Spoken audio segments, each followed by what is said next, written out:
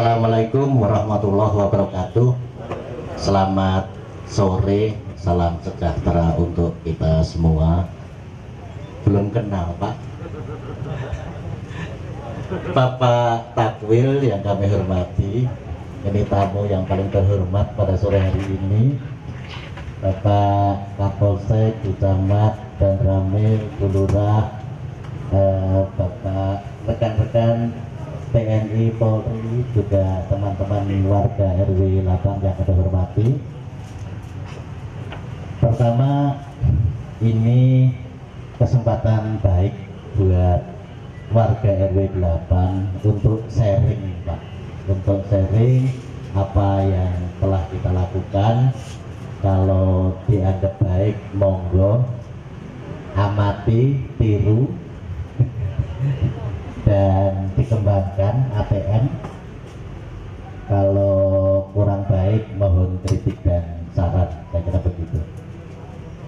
Kampung Tangguh Semeru, Wani Joko, Surabaya, Rungkut Mapan Barat, kami akan menyampaikan pendahuluan organisasi, wilayah, kegiatan, kemudian pembiayaan dan penutup. Nanti soal pembiayaan akan kami sampaikan sedikit panjang lebar. Tadi saya mendengar Bapak dari Divisi Keuangan ya, langsung terpikir saya bahwa duit tinggi mesti. Itu ya Pak ya. Baik, jadi Bapak Takwil dan Bapak Ibu yang kami hormati, pembentukan Kampung Tangguh di Rungkut Mapan Barat itu dimulai 14 Oktober 2018, 2 tahun yang lalu.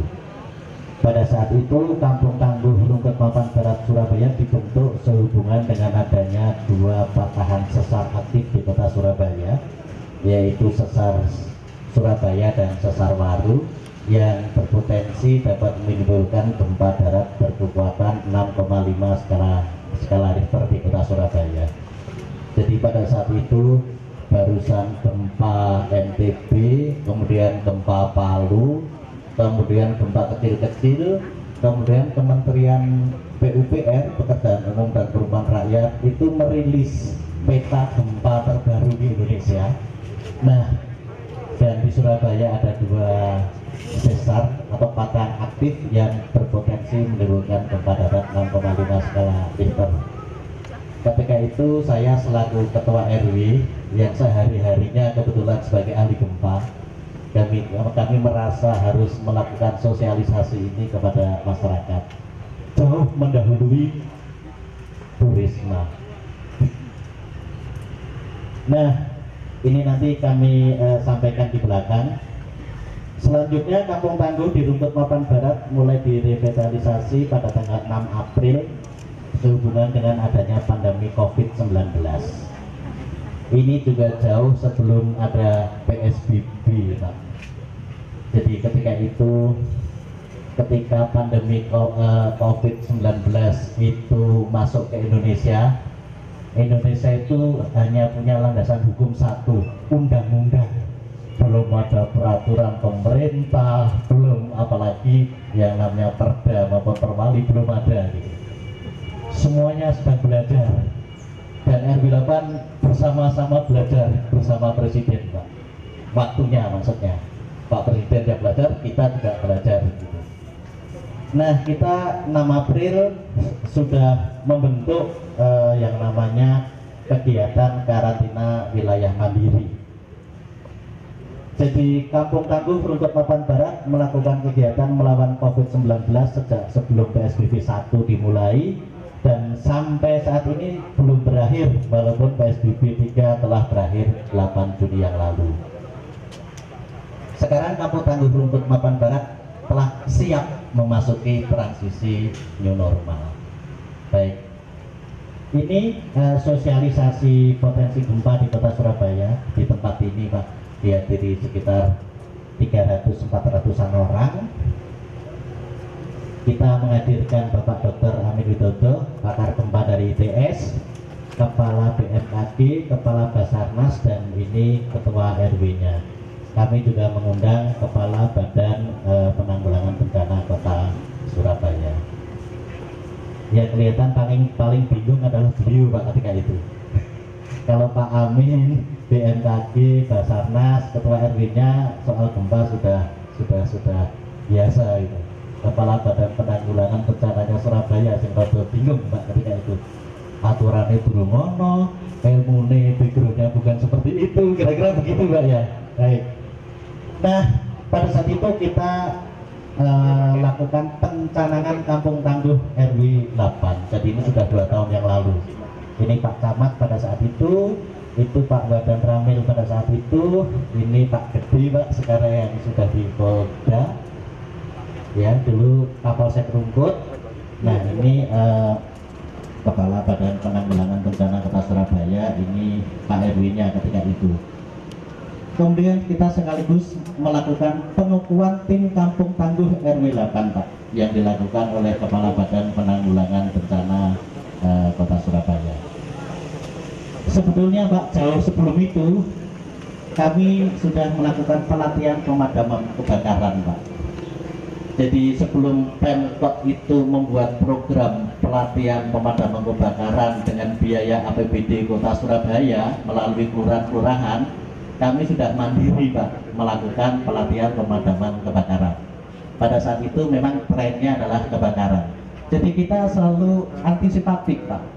Ya, trennya kebakaran kita siap melatih pemadaman kebakaran. Gempa di mana-mana muncul, kita siap membuat tim tangguh bencana untuk mitigasi gempa, begitu. Tidak hanya ibu-ibu saja yang aktif ikut memadamkan api Pak, tapi anak-anak pun kita latih juga. Nah ini tentu didampingi Pak, tentu didampingi. Ini dari petugas dari damkar Pak, kita tidak akan lepas. Jadi anak-anak antusias itu. Nah anak-anak sekarang itu kan dunia medsosnya kan luar biasa Pak. Jadi berita apapun bisa mengakses. Jadi daripada bingung ya kita jelaskan dan kita praktekkan seperti itu. Daripada nyoba-nyoba tanpa bimbingan, dibimbing sekalian. Kira-kira begitu Pak. Baik. Nah mengenai penanganan COVID-19, mulai 6 April sampai 27 April kita melakukan karantina wilayah mandiri Pak. Namanya ketika itu tim Kampung Tangguh RW 8.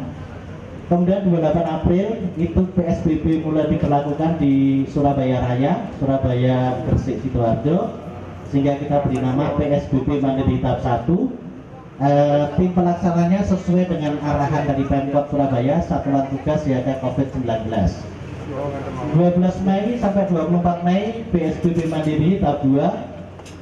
Nama pelaksananya masih sesuai dengan Pemkot.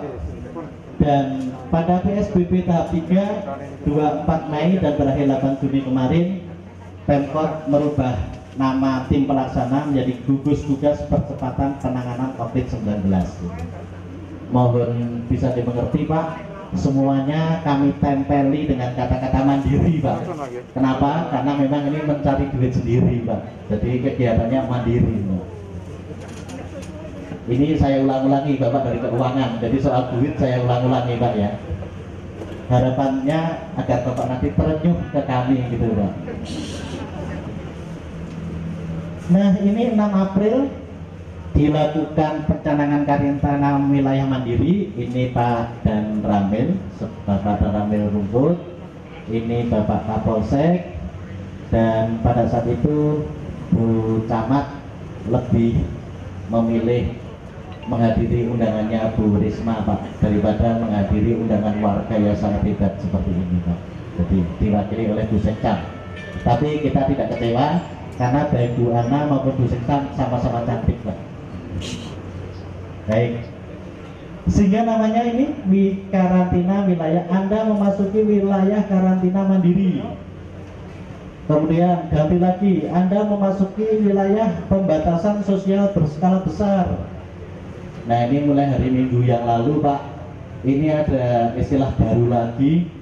Anda memasuki wilayah Kampung Tangguh Semeru Wani Jogo Surabaya, gitu Pak ya.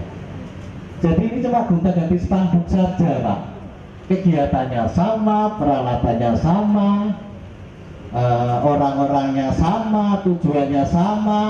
Sekali lagi Pak, duitnya dewe sama gitu Pak ya. Ada gonta-ganti spanduk saja. sehingga kita sempat guyon Pak. Nanti kalau Kodam Brawijaya bikin program juga Kampung Tangguh Brawijaya, kita ganti spanduk lagi Pak gitu. Orang-orangnya sama seperti ini, kegiatannya sama. Organisasinya Pak, ini kita sesuai dengan panduan dari Pemkot. Ada ketua, sekretaris, bendahara, ada 4 satgas, Kasatgas Wani Sehat, Kasatgas Wani Sejahtera, Kasatgas Wani Jogo, Kasatgas Wani Ngandani. Mungkin yang membedakan adanya penasehat saja Pak. Jadi Kasatgas Wani Sehat ini tugasnya adalah menangani warga yang PDP, ODP, dan OTG Pak.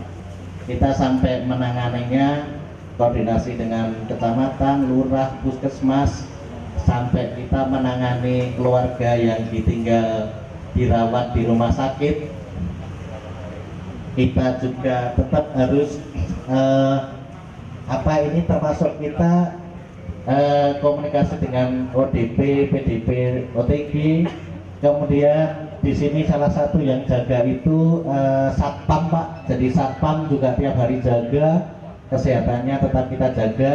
Konon katanya kalau capek, imunnya menurun, COVID gampang masuk, itu jadi vitamin di sini extra coding. Nah, untuk Wani Sejahtera ini ngurusi pertama adalah kesejahteraan tim yang jaga Pak. Karena konsep kita itu adalah konsep entertain. Barangkali kalau di kampung lain yang jaga satpam dibayar Pak. Kalau di kami yang jaga itu warga Pak. Satpam tetap, tapi ada warga. Dan kita di situ pakai konsep entertain. Jadi warga itu sudah susah Pak, jangan dibikin tambah susah. Jadi Jokowi itu seneng gitu Pak. Termasuk Babin Kaptipsnya, Babin Kaptipnas juga senang bantu, Babinsanya senang bantu, Satpol PP juga, Bu Jamaah juga senang bantu gitu. Pokoknya di sini tuh entertain saja lah, senang-senangan gitu lah, karena udah susah kan. Di samping itu juga Kasatgas Wani Sejahtera ini memikirkan bantuan untuk warga yang terdampak Pak. Dalam hal ini kita bagi sembako dan bagi uang Pak. Ini tetap mandiri Pak, dana dari sendiri. Jadi di sini warga yang terdampak itu adalah satpam kita, petugas sampah kita, petugas kebersihan kita. Satu lagi Pak, rombeng dan pemulung, tukang parkir sekeliling kita, tukang becak. Jadi kalau rombeng dan pemulung itu di RW sini itu tidak dilarang Pak. Tetapi dicatat tinggal fotokopi KTP, diberi kaos seragam dan dibina Pak. Hanya rombeng dan pemulung binaan saja yang boleh beroperasi di RW 8. Itu ikut membantu keamanan wilayah. Nah, kemudian Kasatgas Wani Jogo ini intinya adalah menjaga pintu masuk, karena kita menerapkan budget sistem Pak. Jadi SOP di situ harus diterapkan, mulai cek suhu masuk bilik sterilisasi, gerbang sterilisasi, cuci tangan, suhu lebih dari 38 derajat Celcius lapor siapa, jumlah kendaraan per hari dicatat dan lain-lain. Itu Kasatgas Wani Jogo. Nah, Kasatgas Wani Ngandani ini ngandani warga-warga untuk taat pada protokol kesehatan. Utamanya adalah pada warga-warga yang kena PDP, ODP maupun OTG Pak. Dan kita tidak kesulitan untuk Kasatgas Wani Ngandani, karena Kasatgas Wani Ngandani ini punya 10-an juta Pak, masing-masing ketua RT. Jadi kalau ketua RT ke warga itu hubungannya dekat sekali. Kalau bengok ya hubung bengok Pak ya. Kalau terjadi Pak, kita harus gembok pagar dari luar, ya kita lakukan Pak gitu, agar warga yang sedang isolasi mandiri tidak ucul Pak, tidak keluar gitu. Baik. Nah, ini personalianya kami, Wahyu Pak selaku penasehat tim Kampung Tangguh ini. Ketuanya adalah Bapak Bambang Nur Hadi, kebetulan ketua RW, kami perkenalkan ya, Bapak Nur Hadi. Kemudian wakil ketuanya Bapak Haryanto, kami perkenalkan. Nah, Dalam sehari-harinya kita bagi tugas Ketua RW lebih keluar, yang ke dalam itu Pak Haryanto. Jadi makanya walaupun Kasatgasnya itu adalah Ketua RW Bambang Marhadi, tapi di sini yang disebut Kasatgas itu ya Pak Haryanto ini Pak, yang ke dalam. Kemudian sekretarisnya Pak Adi Siswanto, ini sekretaris RW. Bendaharanya Pak Mai Martoyo, ini bendahara RW Pak Mai Martoyo. Ya. Jadi cocok Pak, ini pensiunan BPJS. Jadi kalau nangani keuangan sudah cocok. Kemudian kami ingin perkenalkan Kasatgas Wani Sehat Bapak Heri Susanto, ini Pak. Jadi inilah yang tiap hari, tiap malam telepon dengan warga yang di rumah sakit, yang di rumah isolasi dan lain-lain. Kasatgas Wani Sejahtera Bu Indah. Ya. Kemudian Kasatgas Wani Jogo Pak Edi Bitoro. Ya. Dan Kasatgas Wani Ngenani Pak Daru Karisma. Beliau dibantu 10 ketua RT Pak. Itu ya. Jadi saya ini hanya memaparkan Pak, nanti kalau ada pertanyaan yang menjawab adalah Kasatgas ini. Beliau yang pegang data. Nah, sebetulnya organisasinya itu bukan itu Pak, secara real.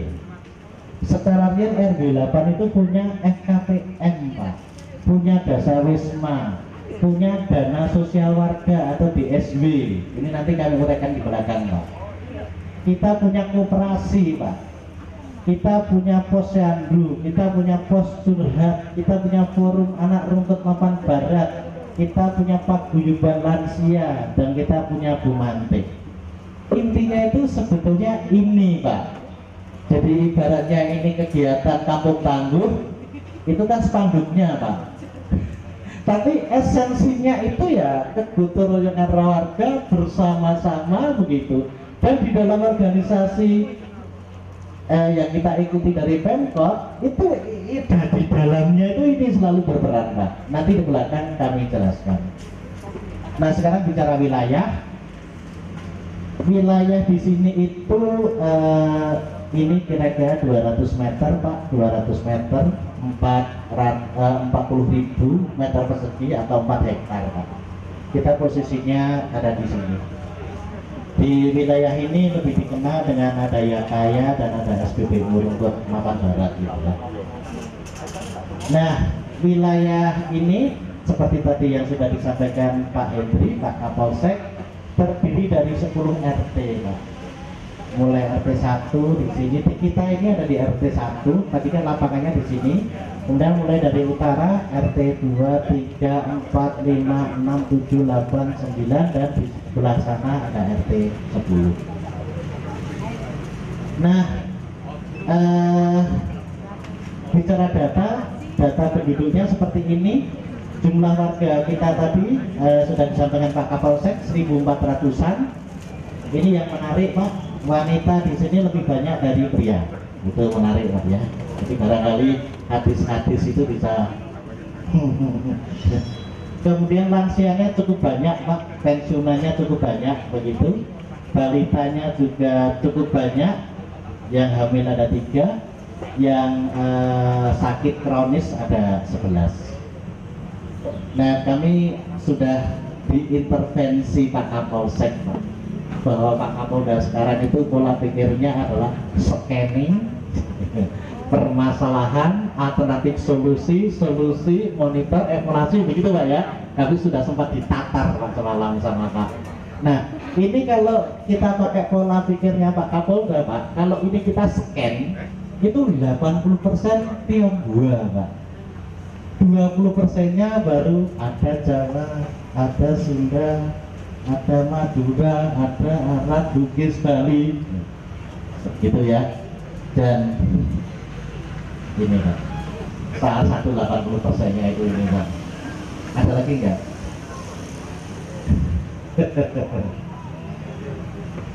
Nah, permasalahan warga, sorry ya, Tionghoa itu kan tidak bersosialisasi dengan masyarakat.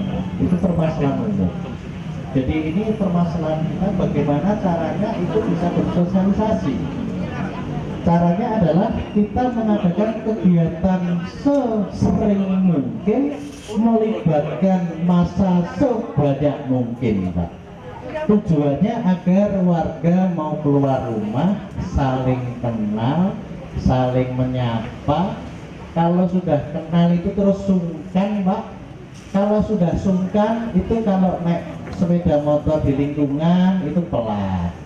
Walaupun begitu keluar dari situ, wes, gitu Pak ya. Tapi ada sungkan di wilayah itu, ada sungkan gitu. Itu, dan kalau sudah sungkan itu mereka juga sungkan menolak ajaan, Pak. Jadi diajak itu sungkan menolak. Jadi inilah kuncinya dari situ. Sehingga sejak 5 tahun yang lalu moto kita itu kebersamaan itu indah, Pak. Nah seterusnya kami berubah-ubah, ada Kampung Bhinneka Tunggal Ika. Waktu Pilpres dan Pilgub kemarin 4 TPS itu kita gabung di sini, Pak. Masing-masing TPS ada yang berdandan Madura, berdandan Jawa, berdandan Tionghoa, dan berdandan Bali. Teman-teman ini Tionghoa sungguhan, Pak, tidak hanya pakaiannya, Pak. Nah ketika itu mereka juga ragu-ragu dengan bagaimana dia kok harus orang Tionghoa berpakaian Tionghoa di komunitas seperti itu. Begitu kita yakinkan, mereka pede dan mereka senang dan mereka bangga, Pak. Cerita ke leluhur-leluhurnya begitu, Pak, bahwa menjadi petugas TPS di sini dengan pakaian Tionghoa. Kira-kira begitu, Pak. Baik. Jadi itu scan dari sisi lain. Sekarang kegiatan, Pak. Ini kita ada di sini, Pak. Ini posko Kampung Tangguh Semeru. Kemudian di sini juga kita siapkan mobil penyemprot dan ambulan ini, Pak. Ya seperti itu, mobil off-road gitu, Pak. Kemudian protapnya ini tugasnya Pak Edi, Kasatgas Wanijogo. Setiap orang yang masuk diukur suhu setiap orang. Dan kita memang hubungan dengan Babinsa dan Babinkamtibsnya baik, Pak. Beliau selalu ada di samping kami. Kemudian setelah itu masuk kita beri hand sanitizer. Kemudian masuk bilik corona. Kemudian baru kita, kalau suhunya di bawah 38 baru kita lepas dan selalu melewati gerbang sterilisasi. Ini untuk sepeda, ini untuk mobil kecil. Nah kalau mobil besar tidak bisa melewat, maka kita cegah di tepi jalan dan kita lakukan penyemprotan seperti ini. Ini tadi sudah saya sampaikan, penjaga pintu masuk kita, one gate system kita itu tidak hanya satpam, Pak. Satpamnya ada, tapi warga ada, dan kita selalu dibantu oleh Babinsa dan Babinkamtibmas. Nah ini juga kita harus melakukan pengaturan, Pak, apalagi pada awal-awal pertama itu dari Pak Haryanto ini, Kasatgas ini suaranya habis juga, Pak. Harus teriak-teriak, harus yang di mobil turun, masuk bilik, masuk mobil lagi, baru keluar dan lain-lain. Nah 3 pilar di sini selalu membackup kami, Pak. Ini Satpol PP, Linmas, Babinkamtibmas, Babinsa, dan ini satpam kita. Dan ini yang saya ceritakan tadi, Pak, kita selalu diintervensi oleh Pak Kapolsek, ya. Jadi menyamakan bahasa, Pak Hendri, ya, menyamakan bahasa, menyamakan pola pikir, begitu. Kalau ini Kampung Tangguh Semeru menggunakan ide dan pola pikirnya Pak Kapolda, kita ikuti gitu. Nanti kalau Pak Damramil ada pola pikir dari Pak Pangdam, kita ikuti dan kita tinggal ganti spanduk saja, Pak. Nah ini kita juga punya tim yel-yel, ini menyemangati. Jadi tim yel ini 2, Pak, menyemangati kami dan kami menyemangati beliau, Pak. Dan selama corona itu tim Jaya ini udah lama tidak joget Pak, jadi badannya pegel semua Pak gitu. Makanya ini bentuk entertain untuk ibu-ibu yang sudah 3 bulan tidak piknik, 3 bulan tidak karaoke, 3 bulan tidak joget. Kapan piknik Bu? Kira-kira begitu. Kita punya laboratorium untuk larutan desinfektan sendiri Pak. Jadi ini dipimpin Insinyur Teknik Kimia pensiunan Kementerian Perindustrian Pak Heri Bujo. Nah ini beliaunya ada. Nah namanya pensiunan nggak sepuh Pak. Jadi beliau tahu persis bagaimana membuat larutan desinfektan yang tidak berbahaya bagi manusia maupun kendaraan. Jadi di Bapak kalau berkenan mengunjungi nanti di tempat ini kita punya beberapa peralatan, punya beberapa tes uji begitu, dan di sini juga bisa disampaikan Pak Heri Bujo ini setiap hari harus minimal rata-rata menyediakan 40 jerigen desinfektan karena ini satu gerbang dan 2 bilik ini harus beroperasi terus-menerus dengan semprotannya bagus. Bapak tadi lewat jalan mer enggak Pak? Kalau lewat jalan mer itu kan semprotannya tidak disemprot Pak, cuma ditetesi Pak. Tes dikata itu kan ada satu tetes cuma Pak. Kalau ini kan shot begitu ya. Ini sehari 40 jerigen. Nah ini siap di lapangan di dekat di dekat bilik sterilisasi. Nah kami juga melakukan penyemprotan secara mandiri Pak. Kita ada 3 mobil, yang satu yang off-road ini ada 2 mobil pickup hitam di sana. Ini juga yang 4 warga-warga kita sendiri gitu. Ini warga sini Pak, bukan dari Hongkong Pak ya. Ini warga sini nih Pak. Namanya Budi. Kemudian kita punya rumah isolasi mandiri. Ini kita sediakan bagi warga yang terutama OTG dan PDB Pak. Dan yang kita beruntung perumahan ini rata-rata ekonominya menengah ke atas, alhamdulillah. Jadi OTG maupun PDB itu memilih ke rumah sakit Pak.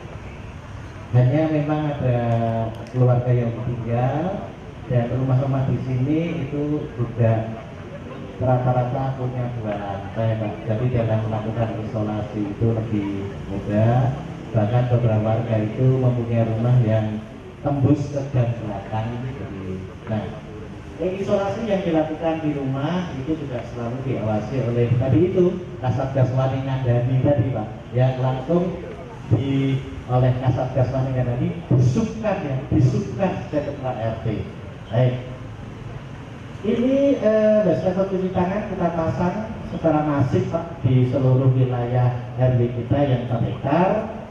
Kemudian kita juga masif melakukan sosialisasi, wilayah wajib physical distancing, wilayah wajib memakai masker, ayo berjemur itu di jalan-jalan di dalam sana kita pasang itu.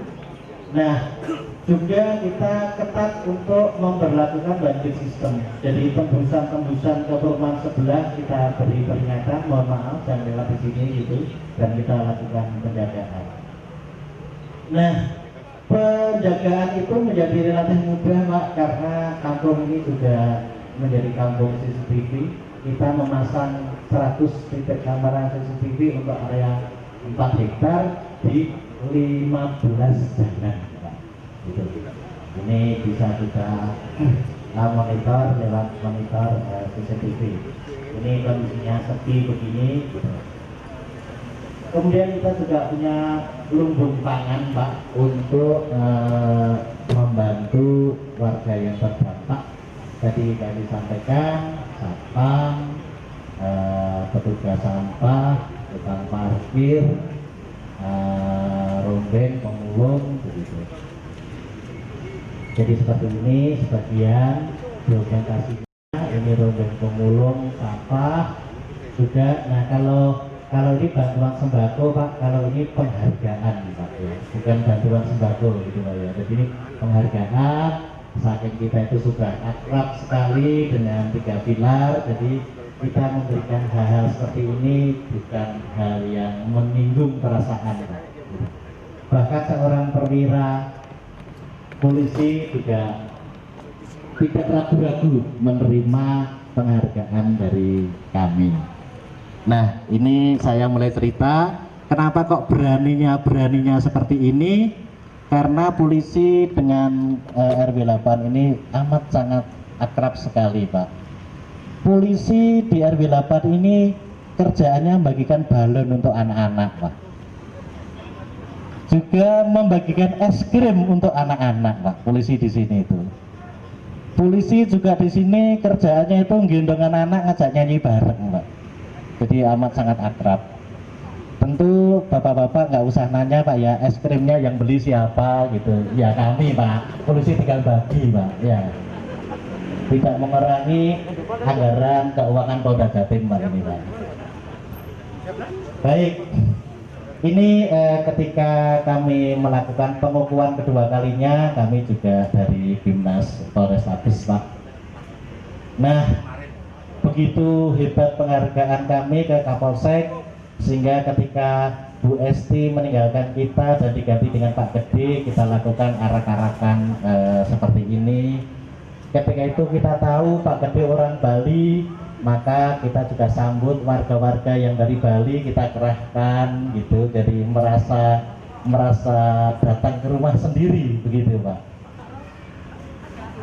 Nah, ketika Polsek ulang tahun Hari Bayangkara, kita datang ke sana Pak, naik odong-odong dari sini sambil teriak-teriak gitu, bawa tumpeng sampai ke sana. Nah, ini senyum-senyum sedikit bercucuran air mata ini Pak. Kita datangi dengan tumpeng seperti ini. Ini tingkat Polsek Pak. Kalau tingkat Polrestabes, justru Pak Kapolrestabes kita undang di lapangan ini Pak. Kita merayakan bersama-sama HUT Bayangkara dengan titel kegiatan pada saat itu adalah terima kasih polisi. Nah, kami dengan Pak ketika itu Pak Rudi Setiawan, kami sangat akrab. Pak Rudi sering kemari Pak, jadi kami tidak ragu-ragu, tidak sungkan-sungkan, joget-joget bareng begitu, sehingga entah apa alasannya Pak Rudi berkenan memberi penghargaan kepada RW ini. Ini juga rada nangis ini Pak, rekamannya ada. Nah, atas penghargaan itu kami juga merasa harus melakukan anjang sana balasan. Kami ke Mapolrestabes Pak, diantar oleh Bu Esti, Kapolsek Rungkut.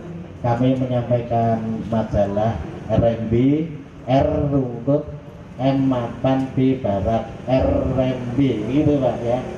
Nah, itu yang isinya adalah berita-berita tentang kegiatan Pak Rudi selama di RW 8. Kami sangat tersanjung ketika Pak Rudi menyambut kami diajak keliling Mapolres yang memang bangunan tua itu Pak, dan kami dilepas dengan foto bersama seperti ini. Cuma mudah-mudahan karena Pak Rudi sedang fit and proper test di KPK, mudah-mudahan nanti saya tidak ketemu Pak Rudi di KPK Pak. Nah, 3 pilar di sini luar biasa Pak. Ini Pak Pri dan Ramel yang dulu, Pak Camat, ini Bu Esti Kapolsek yang dulu. Ini tetap berlanjut Pak. Ini Pak Pri namanya sama Pak, Kapolsek Kaden Ramel. Ini Pak Gede Kapolsek sebelum Pak Hendri, ini Bu Camat sebelum Bu Maria itu. Jadi ini kita kukuhkan sebagai warga kehormatan RMB begitu. Nah, semua kegiatan itu kami dokumentasikan dengan baik Pak, ada di YouTube RW 8 RMB Surabaya.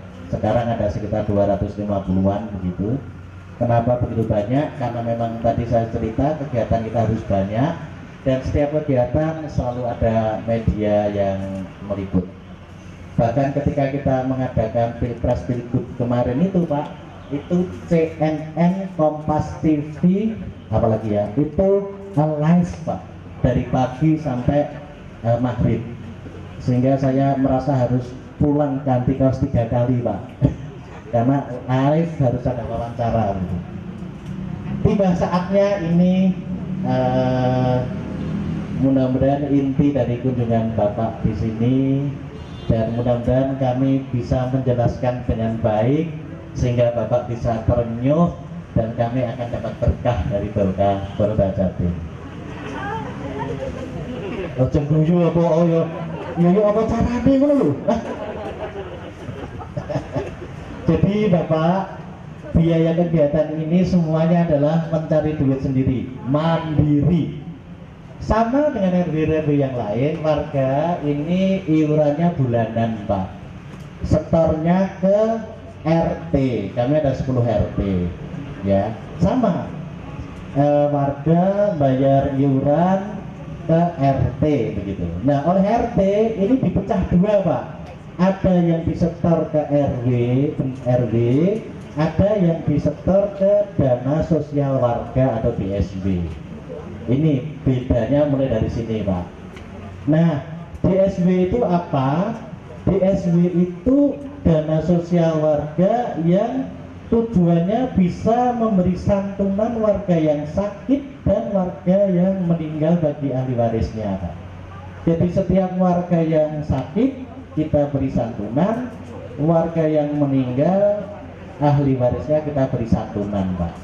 Ini berdiri DSW sudah 10 tahun mulai 2010, dan sekarang sisa dari katakanlah klaim Pak ya, itu di atas 100 juta Pak sudah kumpul. Padahal dari iuran ini itu hanya dipotong 100 rupiah per hari, berarti 3.000 rupiah per bulan per kakak Pak, 3.000 rupiah per kakak. Dikumpulkan kakaknya sekitar 500 sampai 600 selama 10 tahun Pak. Nah ngelumpuk Pak gitu. Jadi kalau sekarang kita tinggal menikmati, awal-awalnya berjuang Pak begitu. Nah kemudian sisa dari uang yang mengendap yang lebih dari 100 juta di DSW itu ada yang di deposito, ada yang di tabungan, dan sebagian ditempatkan di koperasi Pak. Koperasi RMB juga. Nah untuk apa? Ini bisa dipinjam warga, tapi pada gengsi Pak, pada nggak mau pinjam. Lewat PKK itu kan ada simpan pinjam ya, itu pinjamnya kan dipaksa ya. Iya, kalau nggak dipaksa nggak mau pinjam. Ini juga koperasi kita itu sepi dari pinjaman warga Pak. Justru kita manfaatkan untuk pembangunan RW Pak, gitu. Jadi koperasi RW 8 ini sudah ibaratnya seperti Bank Pembangunan Jatim, BPD Jatim Pak, yang bisa membiayai pembangunan di wilayah Jatim. Kalau koperasi RMB ini membiayai pembangunan di wilayah RW. Nah setelah dipinjam panitia untuk kegiatan panitia Pak, panitia maksud saya seperti Kampung Tangguh ini kan ad hoc Pak, kepanitiaan gitu. Kita punya CCTV 100 titik kamera itu juga dari koperasi ini Pak gitu. Kita habis 75 juta untuk pilres pilek ya dari koperasi ini Pak. Jadi koperasi ini sudah bisa membiayai kegiatan-kegiatan yang sebelumnya kayaknya nggak mungkin jadi mungkin Pak. Misalnya besok pagi harus ada kegiatan, kita keluar dari 50 juta, ya kita ke koperasi Pak gitu. Nah koperasi ini tentu kita karena pinjam harus kembalikan. Kembalinya dari mana? Dari tadi yang dari RT ke RW dipecah dua Pak, untuk biaya rutin dan untuk nyicil koperasi Pak. Ceritanya kan begitu. Ya lucu juga Pak ya. Warga mengumpulkan uang melalui DSW, ditempatkan di koperasi, diutang warga, tapi kok ya nyaur warga juga begitu. Guyonnya begitu Pak. Nah kembali ke panitia tadi, kalau masih kurang uang ya ambil dari donatur warga. dan kegiatan panitia untuk kesejahteraan warga. Santunan sakit dan kematian ini juga untuk kesejahteraan warga. Biaya rutin ini gaji satpam, petugas sampah juga untuk kesejahteraan warga. Jadi ini benar-benar dari warga, oleh warga, untuk kesejahteraan warga. Tidak berbeda dengan RW-RW lain, Pak. Setiap warga bayar iuran sama, Pak. Cuma bedanya di ini, Pak. Kita punya dana sosial warga dan kita punya koperasi. Bedanya itu. Dan boleh satu lagi, dan kita punya otak, Pak. Kira-kira begitu yang membedakan di situ. Nah, kami sampaikan sumber dana dan biaya kegiatan Kampung Tangguh ini dari koperasi kita sudah pinjam 75 juta, Pak. Kemudian donatur 25 juta sehingga sudah 100 juta. Nah, tentu dana yang ditempatkan di SW di koperasi itu bukan satu-satunya dana koperasi, Pak. Ada warga juga, warga donatur yang menyimpan uang di koperasi, bukan maksud ingin mengembangkan uang, Pak, tapi ya ini dana berhenti, Pak, sewaktu-waktu bisa dipakai. Jadi kita dari koperasi 75 juta, tentu koperasi juga tidak hanya dari DSW saja, tapi juga dari donatur. Nah, kemudian biaya kegiatannya selama karantina wilayah mandiri itu 40 juta. Ini separuh operasional, separuh untuk bangun-bangun bilik-bilik gerbang begitu, Pak. Kemudian ini salah, PSBB 1, 2, 3 masing-masing 20 juta untuk operasional. Ini kebanyakan habis untuk makan, karena konsep kita adalah entertain. Makan siapa? Makan yang jaga, Pak. Kita harus mengentertain warga, kita harus mengentertain Babinsa. Pak Dodi mana, Pak Dodi? Kita harus mengentertain Babinsa. Pak Bambang mana? Hah? Nanti? Ngerokok yo? Ya begitu. Jadi itu sudah 100 juta. Nah, ini juga setelah PSBB mandiri tahap 3 kita masih harus berlanjut lagi, Bapak. Ini di bagian penutup.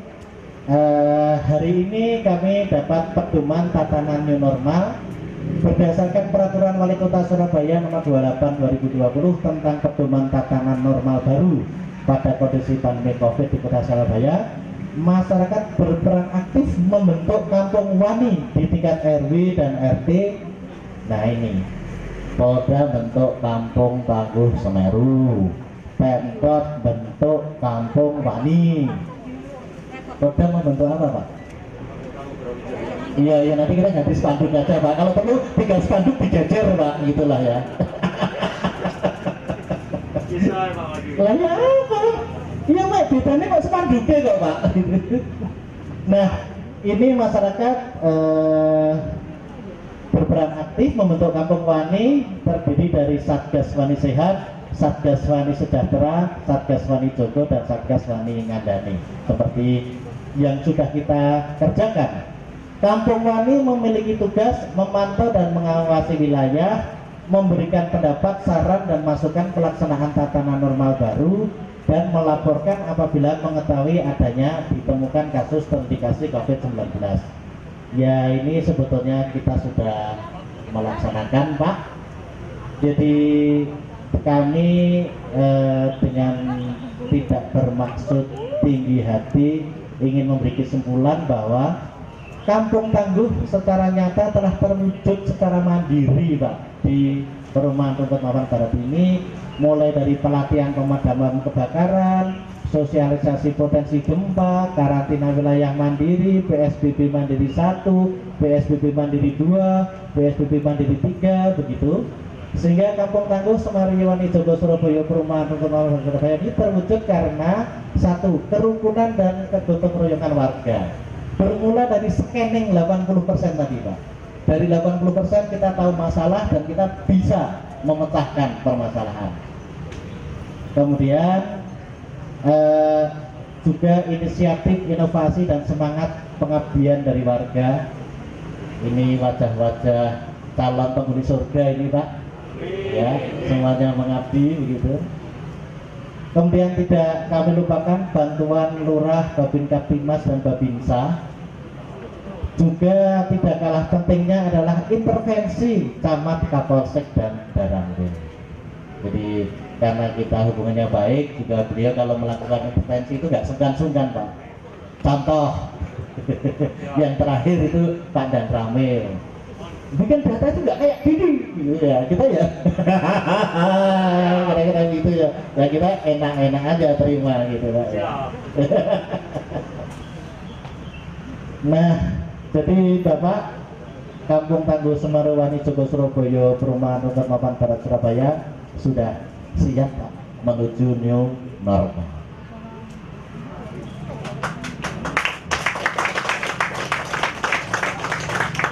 Ini